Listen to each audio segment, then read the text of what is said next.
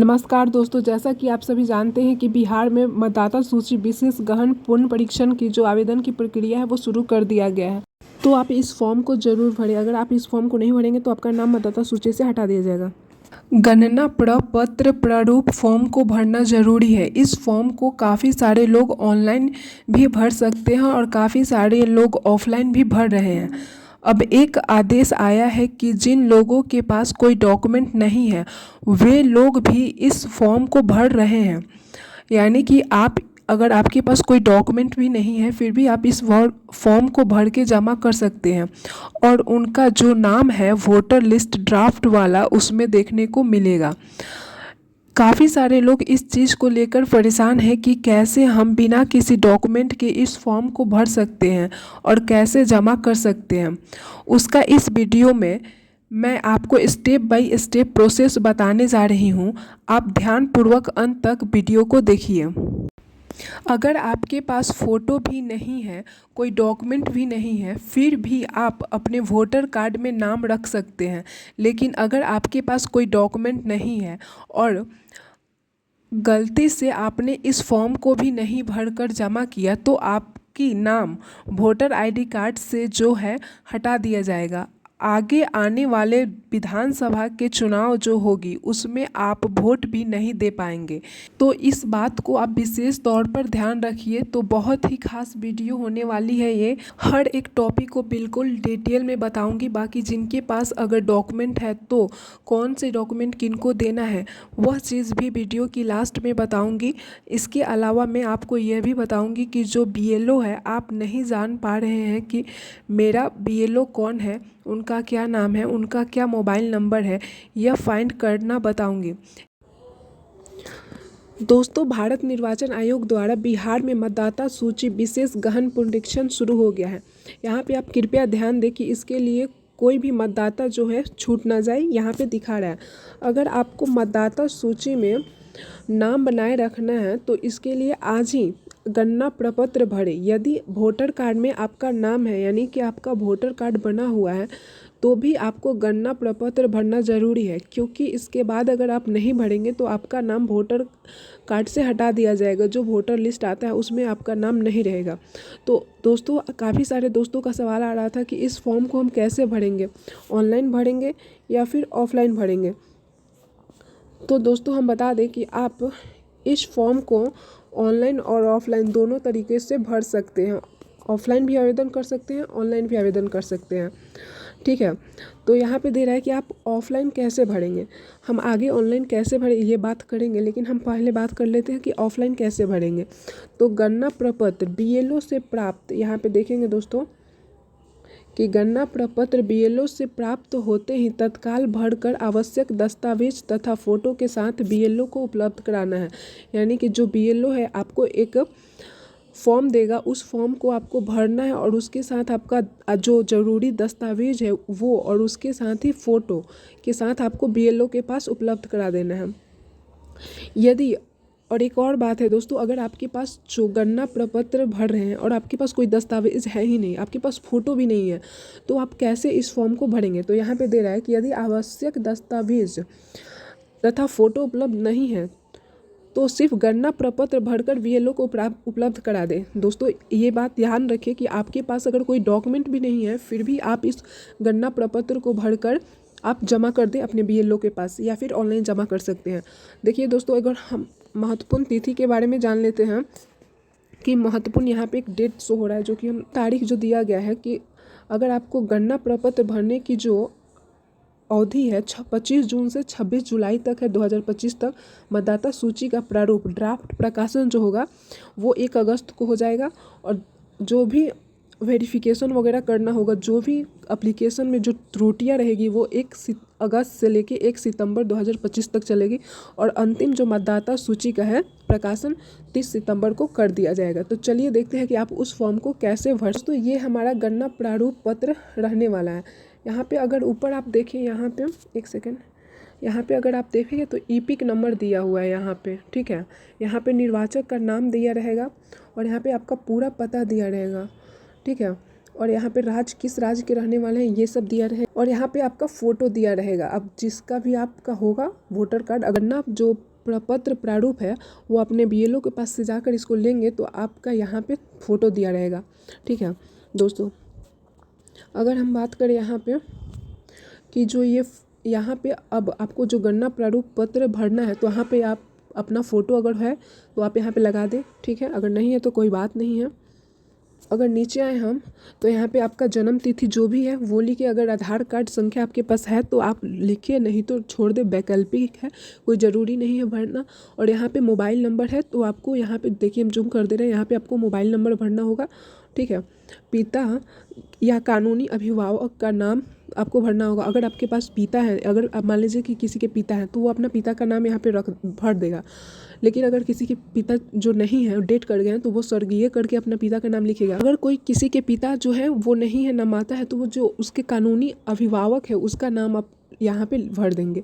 अच्छा, EPIC number, अगर आपके पास वोटर कार्ड है उपलब्ध है तो आप यहाँ पे ईपिक नंबर डालेंगे। दोस्तों तो आप यहाँ पे देख सकते हैं ये आपका वोटर कार्ड रहेगा, तो यहाँ पे आपका ईपिक नंबर जो यहाँ पे शो हो रहा है, यहाँ पे आपका ईपिक नंबर रहेगा। यही ईपिक नंबर आपको फॉर्म में डालना है।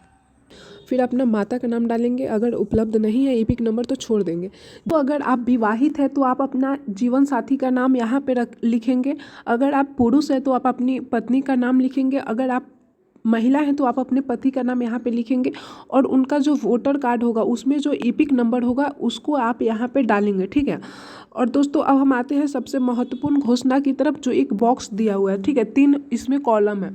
तो अगर हम बात करें यहाँ पे फर्स्ट कॉलम के बारे में, तो यहाँ पे अगर आप देखेंगे तो अगर आपका जन्म 1987 के पहले हुआ है तो आप इस कॉलम को टिक करेंगे।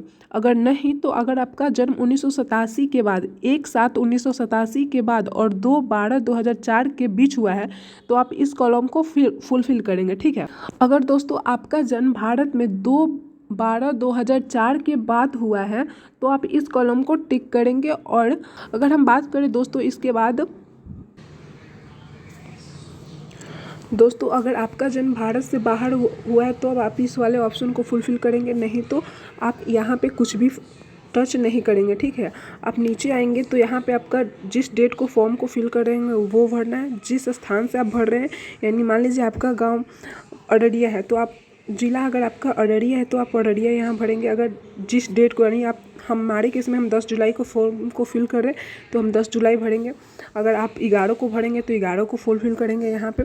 इसके बाद आप कुछ नहीं करेंगे और नीचे आएंगे तो इस तरफ आपको हस्ताक्षर या बाएं अंगूठे का निशान, अगर आप सिग्नेचर करते होंगे तो सिग्नेचर करेंगे, नहीं तो आप अंगूठे का निशान लगाएंगे यहाँ पे। ठीक है दोस्तों, यहाँ पे आप अंगूठे या सिग्नेचर का साइन कर देंगे। ठीक है, सिग्नेचर का निशान लगा देंगे। अब दोस्तों आपको कुछ नहीं करना है, ये फॉर्म ले जाना है आपको और ले जाकर सीधा आपके जो BLO है उनके पास जमा करना होगा। अब बात करते हैं कि जिन दोस्तों के पास डॉक्यूमेंट है वो क्या करेंगे। तो यहाँ पे आप देख सकते हैं कि मेरा जन्म अगर भारत में 1987 के पहले हुआ है तो आपको जन्म तिथि या जन्म स्थान को प्रमाणित करने के लिए 11 प्रकार के यहाँ पे आपको दस्तावेज दिए हुए हैं। इन्हीं में से किसी एक को उपलब्ध कराना है। ये नहीं कि सारे दस्तावेजों को लगे उपलब्ध करवाना है, ऐसा कुछ नहीं करना है आपको। अगर निवास प्रमाण पत्र है तो यहाँ पे देख सकते हैं निवास प्रमाण पत्र आप अपना दे देंगे। अगर आपके पास निवास प्रमाण पत्र है तो अपना यहाँ पे निवास प्रमाण पत्र उपलब्ध करा देंगे। अगर आपके पास जन्म प्रमाण पत्र है तो जन्म प्रमाण पत्र, अगर आपके पास पासपोर्ट है तो पासपोर्ट उपलब्ध करवा देंगे। ठीक है, कोई एक डॉक्यूमेंट आपको यहाँ पे उपलब्ध करवाना है। ठीक है, आपके पास अगर OBC और ST का कोई जाति प्रमाण पत्र है वो अगर आप देना चाहें तो दे सकते हैं, ये सब दे सकते हैं। और भारतीय भूमि या मकान आवंटन के जो प्रमाण पत्र होते हैं वो आप दे सकते हैं। ठीक है, लेकिन अगर आपका जन्म इनके बीच में हुआ है 1/7/1987 से 2/12/2024 के बीच में हुआ है तो आप अपने जन्म तिथि या जन्म स्थान के प्रमाणित करने के लिए जो नीचे डॉक्यूमेंट हमने बताया वो दे सकते हैं, जन्म प्रमाण पत्र, निवास प्रमाण पत्र। ठीक है, अगर आप चाहें तो यहाँ पे सेकेंड बात आपको बताया गया कि अपने पिता या माता की जन्म तिथि और जन्म स्थान को प्रमाणित करने के लिए भी आपको डॉक्यूमेंट देने पड़ेंगे। जैसा कि आप देख सकते हैं यहाँ पे ये रहा, यहाँ पे आप अपना माता पिता का जो है जन्म प्रमाण पत्र दे सकते हैं। पासपोर्ट, अगर वो विदेश में रहते हैं तो उसका पासपोर्ट होगा वो दे सकते हैं, ठीक है। और शैक्षणिक, अगर वो पढ़े लिखे हैं तो शैक्षणिक प्रमाण पत्र दे सकते हैं विश्वविद्यालय का, ठीक है। अगर नहीं तो आप वन अधिकार प्रमाण पत्र दे सकते हैं। और दोस्तों आपका जन्म 2012 के बाद हुआ है, 2/12/2004 के बाद हुआ है, तो आप जन्म तिथि तो अपने जन्म तिथि को प्रमाणित करने के लिए नीचे दी गई सूची में से आप कुछ भी दे सकते हैं, ठीक है दोस्तों। अगर आप चाहें तो ये जो गणना प्रारूप पत्र है इसको आप बिना डॉक्यूमेंट्स के इसी तरह बस भरें और जाके बीएलओ के पास जमा कर दें, या फिर इस डॉक्यूमेंट के साथ अगर आपके पास है तो आप लगा दें तो बढ़िया ही रहेगा। अगर आपके पास फ़ोटो भी नहीं है तो भी आप इस जो गणना प्रपत्र प्रारूप है उसको जाके बीएलओ के पास दे सकते हैं।